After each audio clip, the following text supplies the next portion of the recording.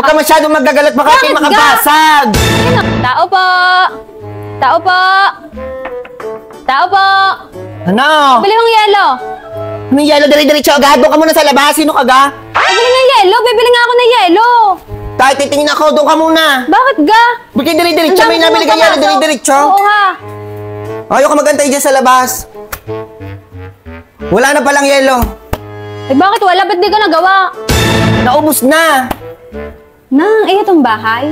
Wala kang iyo. Ang ganda ng bahay mo, madam. Ano maganda? Maganda? Wow, ang aesthetic. Wala na akong yelo. Malis ka na. Ay, ang ganda nga ng bahay mo. Ako natutuwa. Siyempre maganda talaga yan. Mamaya na ako aalis ka. Ganda ng iyong bahay. Ha mo na nag-iintay. Nagpapabilis ako ng yelo. Hindi ko na lang iwala. Nagustuhan mo ang design? Oo, ang ganda. Ang ganda ng sopa.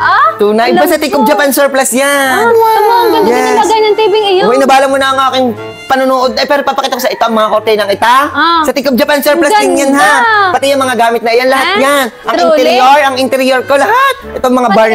Itong mga bar na ita. Sa Tikog Japan surplus yan kay Ma'am Jocelyn. Bongga, ang ganda. Yes, bongga talaga. May papahili ako sa iyo, hati naman. Ano? Dahil nandito ka na rin naman at gusto mo rin namang makita at ako'y binubula-bula mo pa. Anong binubula? Ba? Yes.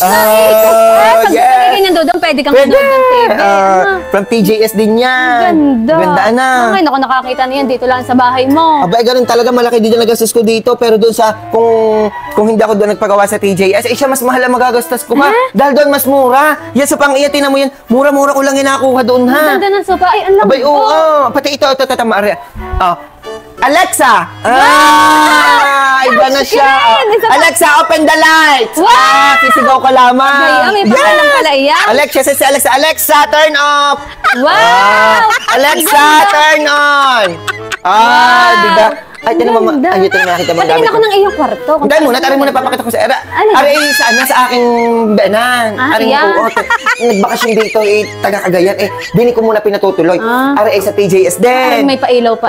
Ito, mga gamit ko iyan. Siyempre, mas mura dahil nga, tsaka mas matitibay dahil siyempre sa Tikog Japan surplus. At ari, ang nandidinig ang beanan ko. Yan, wala. Silipin mo lang. Patingin na. Yan. Ang ganda ng cortina. Ayan, sa TJS din. Ito yung accent din ng TJS. Sila din ang gumawa na rin. Ang ganda. Oo, maganda sa dya. May bongga talaga. Gain talaga.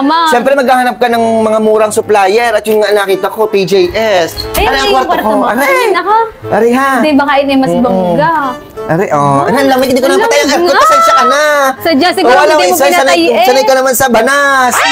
Aray? Yes! Ito ang aking kwarto. Alexa, turn on the lights! Wow! May pa-butterfly Siyempre, pa ayan ay lahat ay sa TJS. Tinan mo, ha? Siyempre, pagka ako ay may event, diyan ka nag-make up? Yes! Dito ako nagpapapress. Ito ay mga gamit ko pa nung bata pa ako. Nung 7 years old ako. Dahil ang mami ko ay mahilig magtago ng mga gamit ko. Ay, gayon? Yes! Kinikip namin siya. Ang ganda na. 7 years old pa? Oo, ang ganda ng iyong bahay. Ito, accent. Ito, ay pagpasok mo, ito agad ang bubungat. O, tinan mo. Pati itong mga tukador na ito, itong cabinet na ito, TJS yan lahat. Ay, di pati are. Dali na, sayang ang lamig. Bukas ang pinto. Doon ka na sa labas. Bakit mo pinapalabas bibili ka lang na? ng yelo na ituro pa kita dito sa aking bahay. Ay, ako ngay nagandahan. Nagandahan ka sa dyan, ha? Kakatuwa naman. Kita mo galang mga upangan na nagigintuan. Kaya nga. Huwag ka masyadong magagalat. Baka kayo makabasag. Ay, namo. Diyos ko, baka magasgas! Sobra ka dahan-dahan. Kakaiya mo. Ang ganda na parang nakakaiyak umupo din sa iyong upuan. Yes. Baka mabit-bit mo, ha? Lakad, ikaw walang yelo. Yan na lang, mangga iyo na. Gusto ko yung saging. Ano yung saging? Diyos ko. Namili pa. Akin na, isang are. pilen. Bibili ka lang yelo. May isang pilen. Aba. Ano din, are? Di ba, yan? Ano nga, yan. Ala, dinikit. Diyan ka na, ha? Salamat. Ang galing, kaya binola mo ako, ano? Bye-bye. Bobola ka. Bangaw ka, lumayas ka dito sa bahay ko. Kakayamot ka.